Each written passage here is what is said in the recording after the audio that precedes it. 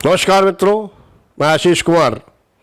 किस बिल में छुप गए हो भविष्यवाणी करने वालों, और कहां मर गए हो 400 पार का नारा सुनाने वालों। कहां दुम दबाकर बैठे हो भाजपा, राजनाथ सिंह हैं, उनकी पार्टी की चाटने वालों। किस बिल में छुपे हुए हो समाज, किस बिल में छुप कर बैठे हो भाजपा के वो कार्यकर्ता जो चुनाव के दिन दिखे तक नहीं हो। मैं आया हूं बीन लेकर तुम्हें बिल से निकालने के लिए और तुम्हारी तंद्रा से तुम्हें जगाने के लिए। ये यूपी की हार सामान्य हार नहीं है, लेकिन भाजपा का कोई कार्यकर्ता, भाजपा का कोई वरिष्ठ अधिकारी, भाजपा के सभी शीर्ष नेतृत्व क्या शुतुरमुर्ग हो गए थे जो रेत में मुंह डाले बैठे हुए थे।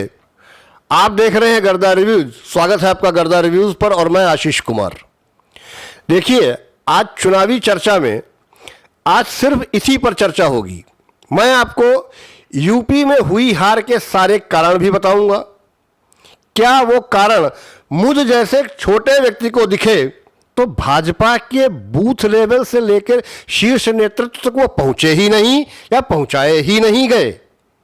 क्या कारण रहा? ऐसा कौन सा कारण था कि ये चाटने में ही लगे रहे? ये पूरा का पूरा चुनाव मोदी के कंधे पर लड़ा गया, मोदी ने लड़ा।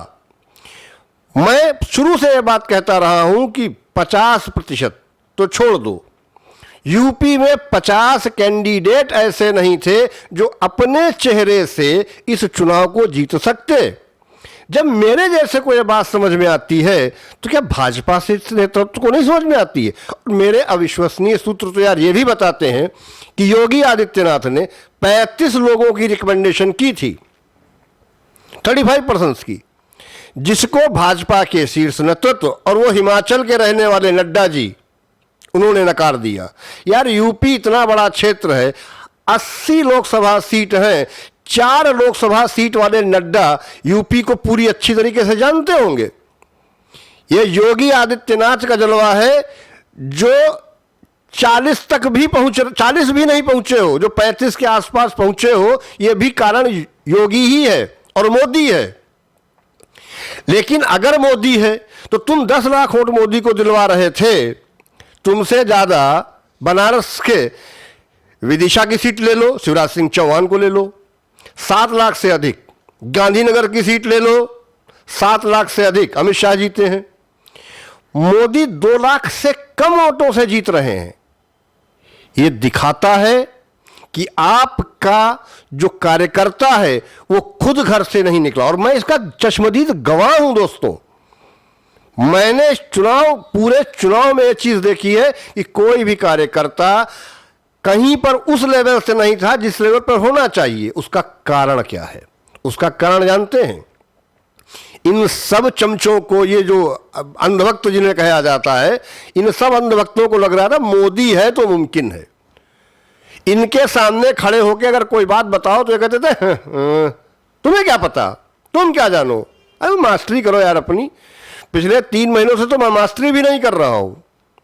पिछले 3 महीनों से मैं चुनाव पर नजर रखे हुए था। मित्रों, मैंने लगभग 25 लोकसभा सीट, लगभग 25 से ज्यादा कह सकते हैं, कम नहीं, पर्सनली गया हूं, ग्राउंड लेवल पर लोगों से बात की। अब मैं इतना बड़ा यूट्यूबर नहीं हूं कि लोग मुझे इंटरव्यू देंगे। रेहड़ी वाले ले लो, खोमचे वाले ले लो, ई रिक्शा वाले ले लो, क्या कहते हैं, मिडिल क्लास ले लो, कुछ थोड़े बड़े बिजनेसमैन जिनके साथ बैठकर बात की। जब और मैं स्पेशली आपको बता रहा हूं, मैंने जब अयोध्या जनवरी में शुरुआत की अयोध्या से, तो अयोध्या में लगातार 2 बार गया, क्योंकि मुझे पहली बार लगा कि हो सकता है मेरे कानों में जो ये धुन बज रही हो कि इतना बड़ा भव्य राम मंदिर बना है और यहां से बीजेपी हार रही है।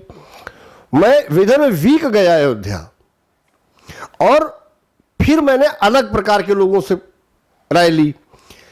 सच ये था कि अयोध्या में कहीं बीजेपी थी ही नहीं, केवल दिखावा। अब मैं आपको सीटें कुछ बताता हूं। सीतापुर में 2 सीट हैं। मोहनलालगंज की सीट पर भी मैं जानता था कि वापस नहीं लौटेंगे। कौशल किशोर हार रहे हैं, सीतापुर की सीट हार रहे हैं, दो की दोनों। सीतापुर है, धौरारा है, खीरी है, रायबरेली है, अमेठी है, मोहनलालगंज है और पश्चिमी उत्तर प्रदेश, जहां का बहुत बड़ा धमाका दिखाया जा रहा था। इन जगहों जब मेरे जैसा एक सामान्य व्यक्ति को यह बात पता हो जाती है तो क्या बीजेपी के कार्यकर्ता इतना निकृष्ट है? ये तो नहीं मान सकता हूं। यानी कि बीजेपी का कार्यकर्ता चाटने में विश्वास रखता है और बीजेपी के नेता भी चटवाने में विश्वास रखते हैं कि चाटे रहो, चाटते रहो। और वो जब रात में वो सायरन नहीं सुनाता है, जागते रहो। अरे हम जागेंगे तो तुम पहरेदारी काहे कर रहे हो? फिर हम काहे जागें, तुम जागो। तो चाटते रहो। और कई नेता ऐसे हैं, मैं राजनाथ सिंह को ही ले लेता हूं, लखनऊ से लड़ते हैं। राजनाथ सिंह लखनऊ आते हैं, कितनों से मिलते हैं सिवाय अपने चमचों से, गुर्गों से? इसके अतिरिक्त राजनाथ सिंह किससे मिलते हैं? क्या कभी सामान्य व्यक्ति से मिलने का प्रयास किया उन्होंने? क्या सामान्य व्यक्ति की जनभावनाएं जानने का प्रयास किया उन्होंने? अरे राजनाथ सिंह को छोड़ दो यार, यहां एक किसी लल्लू सिंह को ही जो अयोध्या से हार गए हैं, उनको तुम लखनऊ से खड़ा कर दो तो भी जीत जाएगा। 3 सीटें ऐसी हैं जो कोर भाजपाई हैं, विदिशा, गांधीनगर और उसके बाद लखनऊ। तीनों अलग अलग स्टेट हैं, लेकिन ये ऐसी सीटें हैं कि यहां से भाजपा। अब आप परफॉर्मेंस की बात करेंगे, आप देख लीजिए 5 सीट मिली उसको, चिराग पासवान को, और 5 की 5 जीत कर आ रहा है। शिवराज सिंह चौहान, आपको विधानसभा तो दी ही दी, साथ में लोकसभा की पूरी 29 माला पहना रहे हैं आपको। ये ग्राउंड लेवल पर काम करने वाले लोग हैं। ग्राउंड लेवल पर यूपी में भाजपा का कोई कार्यकर्ता नहीं कर रहा था कार्य। 90% की बात मैं करता हूं, थोड़ी नहीं। लोग मुझे मूर्ख कह रहे थे, बेवकूफ कह रहे थे, अरे तुम्हें क्या पता है राजनीति की, अरे तुम तो ऐसे ही हो बस। मैं भी रह जाता था भाई कि ठीक है। सत्य यह है, पहुंचाई ही नहीं गई बातें बीजेपी के शीर्ष नेताओं तक, और शीर्ष नेताओं को धोखे में रखा गया। इतना बड़ा आउटलेट फेर कैसे हो सकता? क्या जब मैं समझ सकता हूं, मैंने कई बार कहा कि मायावती का न लड़ने का कारण, अब प्रतापगढ़ की सीट आप हारे तो किसके कारण हारे? राजा भैया, उन्होंने खुली छूट दी, क्योंकि वो उन्होंने अपनी मित्रता निभाई। अपनी मित्रता निभाना और कैमरे पर कुछ कह देना दो अलग अलग बातें होती हैं। कार्यकर्ता वही बात मानेगा जो आप उससे बंद कमरे में बताएंगे। आपका जो कार्यकर्ता है, टीवी पर आप क्या बोल रहे हैं कोई मतलब नहीं है। हार गए वहां की सीट।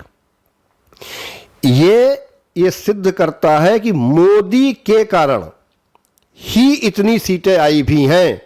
और राम मंदिर का सोच लीजिए क्या प्रभाव पड़ा है। जब अयोध्या जैसी जगह, उसके इर्द गिर्द की जगह, आप रायबरेली ले लो, अमेठी ले लो, सबके सब हारे जा रहे हो, यानी राम मंदिर का कोई प्रभाव नहीं। और वैसे भी अयोध्या हमेशा से एंटी बीजेपी ही रही है, पूर्ण रूप से एंटी बीजेपी है अयोध्या। सभा यहां समाप्त नहीं होगी। और सबसे बड़ी चीज क्या है, आप 240 सीट अगर लेकर के, हम कहते हैं एनडीए की सरकार पर, नहीं मान लेता हूं, क्या होगा? मोटा मोटी अगर पकड़ के रखा जाए तो देखिए, केरल में बीजेपी का खाता खुल गया पहली बार। दूसरी बात कि पश्चिमी की जो बात कर रहा था, गाजियाबाद साइड का जो एरिया है यूपी का, यहां भी गया था मैं अभी, मथुरा गया था मैं अभी, अप्रैल में ही लौट के आया हूं।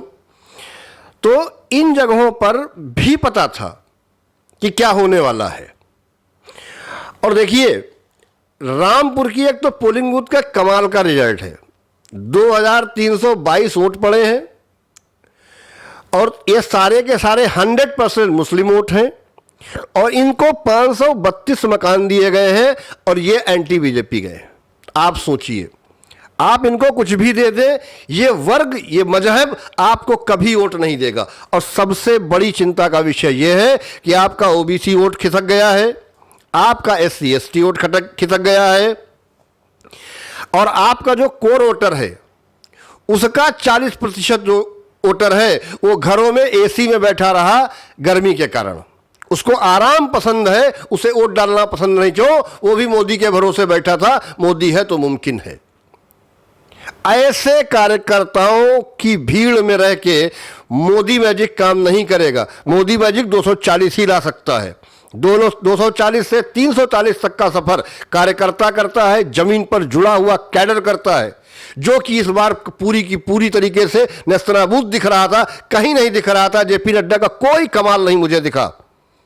मैं बिल्कुल 100% हूं इस बात पर कि नड्डा का यहां कोई कमाल नहीं है।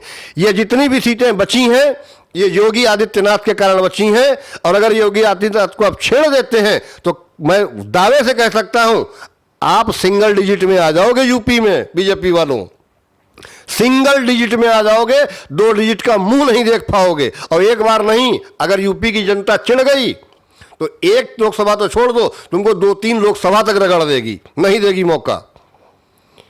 इसलिए मैं फिर कह रहा हूं, चेंज करिए। मुझ जैसे भी लोग बैठे, बेरोजगार ही तो हम हैं, भेजो जहां भेजना है। पूरी ईमानदारी से वहां की रिपोर्ट दूंगा आपको। और मैं जब किसी से मिलता हूं तब यह नहीं बताता हूं कि मैं बीजेपी का वो वोटर हूं ना, मैं एक सामान्य नागरिक हूं। अगर सीतापुर में हूं तो लखनऊ का बताऊंगा, लखनऊ में हूं तो गाजियाबाद का बताऊंगा, गाजियाबाद में जाऊंगा तो कहीं और का बताऊंगा, अयोध्या जाऊंगा तो गाजियाबाद का बताऊंगा। क्योंकि तब आदमी बात करता है दिल से, और जो बात दिल से निकलती है वही दिल तक पहुंचती है। और ये दिल से निकली बात, दिल तक पहुंची बात भाजपा के हर एक कार्यकर्ता के मुंह पर एक कर्रा तमाचा है कि तुम लोग सबके सब अंदर बैठे रहे, तुमने अपने वोटर्स को बाहर नहीं निकाला, ये तुम्हारी गलती है। और एक मजहब विशेष झुंड में जाकर के तंबू वाली जो है औरतें पहन के, तंबू पहन के औरतें, उन्होंने लाइन में लग लग के वोट दिया, और तुम्हारे वोटर घर में बैठे रहे क्योंकि तुम अपने घर में बैठे रहे। ये हार मोदी की नहीं है, ये हार उस हर भाजपा कार्यकर्ता की है जो अपनी जबान इतनी बड़ी लेकर के चाटने में लगा हुआ है। अबे कितनी चाटोगे तुम? तो चाट जबान में छाले नहीं पड़ गए, कट नहीं गई जबान तुम लोगों की चाटने से। योगिया यही नहीं सुनता है, योगिया चाटने वालों को किनारे रखता है।